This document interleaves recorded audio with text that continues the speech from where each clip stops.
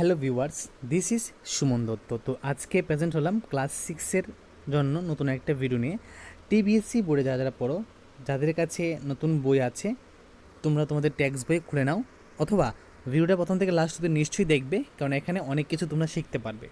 পরীক্ষা: দেবগড় রাজ্যের দেওয়ান সর্দার সুজন সিং বার্ধক্যে উপনীত হলে তিনি পরম ঈশ্বরের স্মরণাপন্ন হলেন। মানে দেবগড়ের রাজ্যের দেওয়ান ছিলেন কে? সর্দার সুজন সিং। ঠিক আছে, তিনি যখন বয়সের শেষ সীমানায় গিয়ে পৌঁছেন, তখন তিনি তার যে পরমেশ্বর আছেন ওনার নিকট গিয়ে তিনি কি হলেন? স্মরণাপন্ন হলেন, মানে গিয়ে পৌঁছলেন। তো এখানে পরম ঈশ্বর মানে রাজা, ঠিক আছে। আর দেওয়ান শব্দ অর্থ কি? দেওয়ান শব্দ অর্থ হলো উচ্চ পদস্থ কর্মচারী। তিনি মহারাজের কাছে গিয়ে মিনতি করে বলেন যে, হে দীনবন্ধু, এই দাস 40 বছর ধরে আপনার সেবা করছে। এখন আমি বৃদ্ধ হয়েছি, তাই এই বয়সে কিছু সময় ঈশ্বরের সেবা করার জন্য আপনার অনুমতি চাইছি। তখন কি হয়েছে? সুজন সিং মানে সর্দার সুজন সিং মহারাজের কাছে গিয়ে প্রেজেন্ট হলেন এবং বললেন, হে দীনবন্ধু, মানে মহারাজকে দীনবন্ধু বলে ডাকলেন, যে তিনি 40 বছর ধরে মহারাজের সেবা করছেন, এখন তিনি বৃদ্ধ হয়েছেন, তো তিনি এখন চাইছেন যে কিছু সময় ঈশ্বরের সেবা করার জন্য, তাই আপনার অনুমতি চাইছি। তাছাড়া রাজ্যের রাজকর্ম পরিচালনার জন্য আমার আর কোনো সামর্থ্য নেই। মানে এখানে বলেছে যে রাজ্যের যে রাজকর্ম সেটাকে যদি মেনটেন করতে হয় তাহলে আমি আর পারবো না, কারণ আমি এখন বৃদ্ধ হয়েছি। আমি এই বয়সে কোনো অনিচ্ছাকৃত ভুল করে আমার নাম বদনাম করতে চাই না। তো এখানে তিনি বলেছেন, যেহেতু তিনি সারা জীবন এখানে বিনা বদনামে কাজ করেছেন, তাই তিনি বলছেন যে যেহেতু আমি এখন বৃদ্ধ হয়েছি, তো আমি এরকম কোনো কাজ করতে চাই না যার দ্বারা আমার যে নামটা খারাপ হবে।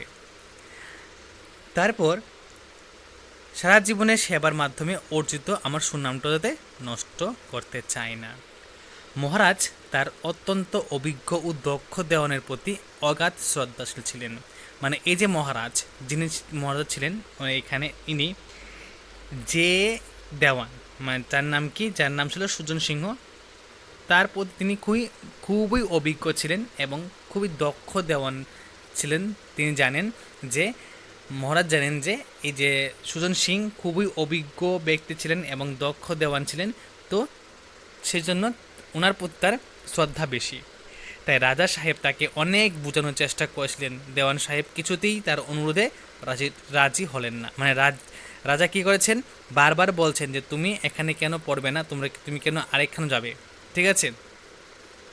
সাপোজ এখানে কি বলা হয়েছে যে তুমি এখানে কেন কাজ করবে না, তুমি কেন কাজ ছেড়ে দিচ্ছ, ঠিক আছে। তো দেওয়ান সাহেব কিছুতেই তার অনুরোধে রাজি হলেন না। মহারাজ তার ইচ্ছার কাছে নতি স্বীকার করলেন এবং তার অনুরোধ মেনে নিলেন। মানে দেওয়ান সাহেব মানে যিনি, মানে এখানে বলা হয়েছে কি, দেওয়ান মানে উচ্চ পদস্থ কর্মচারী বা মন্ত্রী। সে কি করছে? সে করছে তার কাছে, মানে এই উচ্চ পদস্থ মন্ত্রীর কাছে বা মানুষের কাছে মহারাজ কি করেছেন? স্বীকার করলেন, মানে নতি স্বীকার করলেন এবং তার অনুরোধ মেনে নিলেন, কিন্তু শর্ত দিলেন যে রাজ্যের জন্য একজন নতুন দেওয়ান তাকেই খুঁজে দিতে হবে। তারপর একটা শর্ত রাখেন যে সুজন সিংয়ের কাছে, যে রাজ্যের নতুন দেওয়ান উনি কিন্তু খুঁজে দেবেন। পরের দিন দেশের বিখ্যাত পত্রিকায় একটি বিজ্ঞাপন ছাড়া হয় যে দেবগড়ের জন্য একজন যোগ্য দেওয়ান দরকার। এর পরের দিনই ঠিক বিখ্যাত পত্রিকায় একটি বিজ্ঞাপন দেওয়া হয় যে দেবগড়ের জন্য একজন যোগ্য দেওয়ান দরকার। যে সকল ভদ্রলোক নিজেকে এই পাদের যোগ্য বলে মনে করেন তারা যেন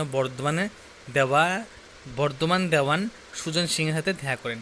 মানে এখানে বলা হয়েছে যে পরের দিনই কি করছে, বিদেশি পত্রিকায় একটা অ্যাড দিয়ে দিছে যে দেবগড়ে একজন যোগ্য দেওয়ান দরকার।